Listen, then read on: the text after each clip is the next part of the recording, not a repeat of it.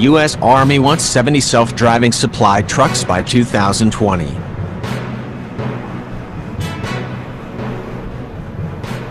The Army is ready for unmanned vehicles, but not yet for a completely unmanned convoy.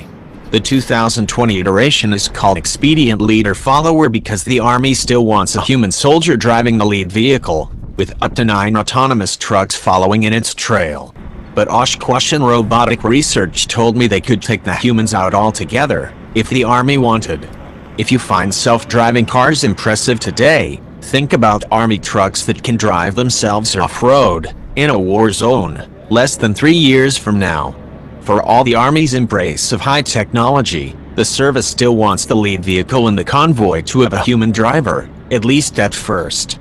But the unmanned trucks that follow behind will need to stick to the trail without relying on street signs, lane markings, pavement, or GPS. They might not even have a clear line of sight to the vehicle ahead of them, which may turn a corner in a city or disappear into a cloud of dust driving cross-country. En route, they have to avoid not only pedestrians, animals, and vehicles, like civilian self-driving cars, but also rubble, rocks, trees, and shell holes. And they have to avoid solid obstacles without stopping every time they see tall grass, a low-hanging branch, or a dust cloud in their path, the kind of common-sense distinction that's easy for humans but very hard for computer vision. But the Army is confident it can be done. Army Secretary Mark Esper has publicly enthused about the technology after riding in a prototype, saying it could both free up manpower for the front line. Most troops work on logistics and maintenance, not in combat units, and save lives from roadside bombs and ambushes to which supply convoys are particularly vulnerable. After years of tinkering, the Army has accelerated its Automated Ground Resupply (AGR) program by spinning off something called the Expedient Leader Follower demonstration. Contractors are currently installing Robotic Research LLC's computer brains and sensors on 10 Oshkosh M1075 Please palletized loader system trucks that'll be used for safety certification tests in 2019. They'll convert 60 more to self-driving vehicles in time to equip to Army transportation companies in 2020. While the 2 units' main job will be to demonstrate the technology works in field conditions, if they get called to deploy, they will deploy with the vehicles, said Alberto Lacazzi, president of Robotic Research, in an interview with me yesterday. That could happen fairly quickly. Exactly when the large-scale demo starts in 2020 is still a moving target, based mainly on how 2019's safety testing goes, said Pat Williams, VP for Army and Marine Corps programs at Oshkosh Defense. It's the Army's call on whether to compress the timeline, he told me, but there's interest in pulling that left where possible. Leader-follower is still a limited form of autonomy, but those limits are more about Army tactics and culture than the technology itself. The Army is ready for unmanned vehicles, but not yet for a completely unmanned convoy, which is slated for a later phase of the Automated Ground Resupply program, albeit perhaps as early as 2022. The 2020 iteration is called Expedient Leader Follower because the Army still wants a human soldier driving the lead vehicle, with up to 9 autonomous trucks following in its trail. The self-driving trucks may still have soldiers in them, able to switch to human control if necessary, or, alternatively, to let the truck handle the driving while they watch for ambushes and shoot back at attackers. That's all part of the operational concepts the Army wants to work out in the 2020 demonstration. But Oshkosh Robotic Research told me they could take the humans out much sooner, if the Army asked, and have the truck drive itself along a route that a soldier chose without any soldiers actually having to be present. I didn't talk to the other 2 leader-follower contractors because they're less directly involved with the autonomy system, Lockheed Martin, which does integration work, and X, which builds the interface for human operators. The hard part isn't getting a computer to trace a route on a map. Even your smartphone can do that, but getting it to move through physical space without hitting anything. That difficulty of the challenge is why Tesla and Uber self-driving vehicles have ending up killing 3 people, which is still a lot better than human drivers. The technology does exist, but we're not there yet with acceptance, said Chuck Bunton, Oshkosh's program manager for autonomous vehicles. This is a phased approach. This is a big milestone for the Army, said Robotic Research's Lakazi, both for combat troops and for the acquisition community.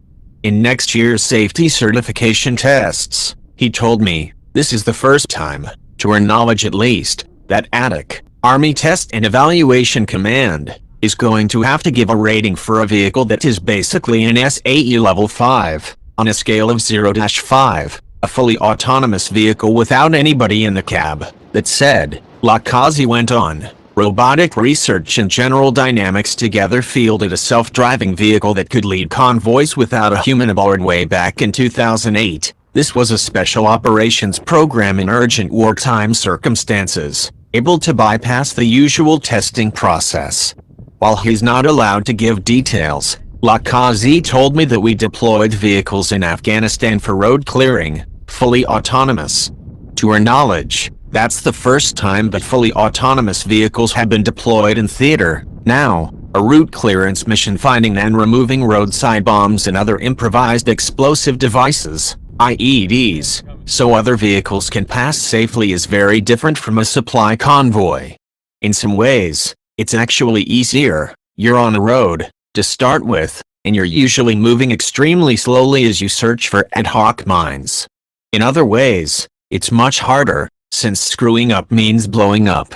Despite the differences, Lakazi said the road clearing mission pioneered key technology and learned useful lessons that carry over to automated ground resupply. Plus, of course, computers in general and robotics in particular have improved immensely in the last 10 years.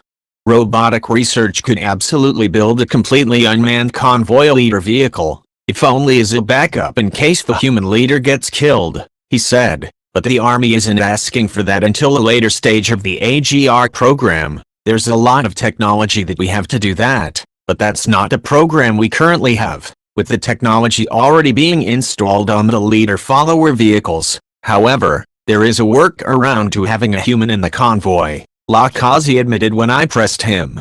You'd still need a human to drive a leader vehicle down the route the first time, so the computer and sensors could figure out landmarks along the way, he said. But once the trail was digitally blazed, unmanned follower vehicles could drive themselves down it whenever.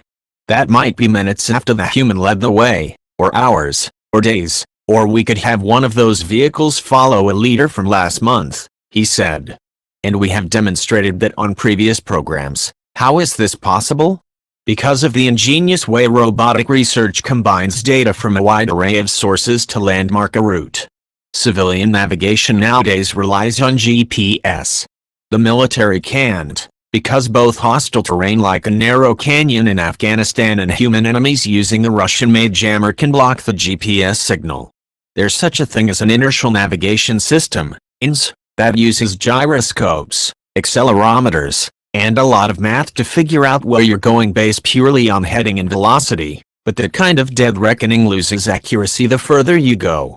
So military robots need to check their location against landmarks, just like humans do, only without the benefit of hundreds of millions of years of evolution. Rather than rely on any one technique, Robotic Research uses a belt and suspenders approach, although it's really more like someone wearing multiple belts, several sets of suspenders, and some duct tape over those beltless trousers that are supposed to stay up by themselves in the first place. The company did much of its earlier work on systems to help human troops navigate underground. If the enemy jams, decoys, or physically destroys one sensor, there are several others that still work. Sure, GPS is great if you can get the signal, so the system accepts that as one input among many, when it's available. It uses INS to keep going between one landmark and the next.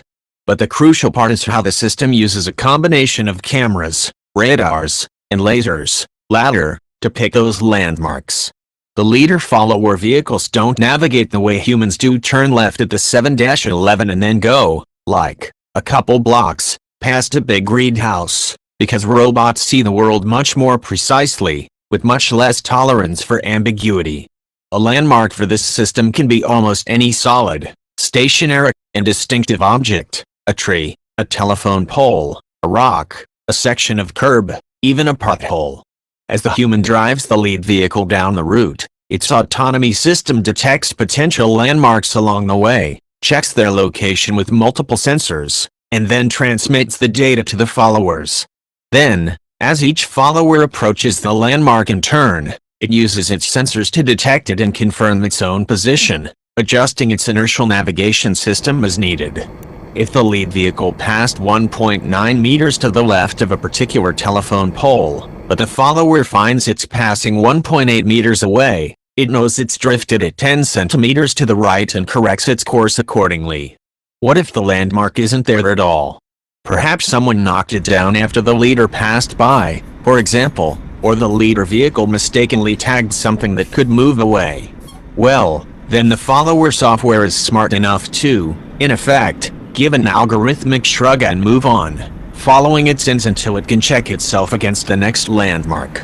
Since the ins doesn't actually drift that much, its average error after going 100 meters is just 10 centimeters. The system can get by with relatively few landmarks.